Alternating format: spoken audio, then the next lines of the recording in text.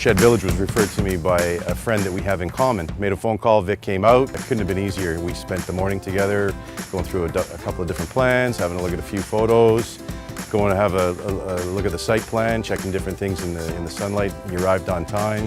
Just a great guy, great experience. They built that cabana and they built this pump shed. I gave them a clean slate to work on, and 3 days later, this is the product that I'm left with, and it's awesome. I had a change order after I ordered the shed here, and that's usually an opportunity for a contractor when a change order comes in to up the price by double what it's really worth. Not Vic. He arrived on time. This is not Vic, this is his helper now, Dave. And the guy's a true craftsman. He cuts a straight line every time. It's unbelievable. Can't say enough about his craftsmanship. The thing that I appreciate most with Shed Village was the quality of workmanship leveraged against the fair price.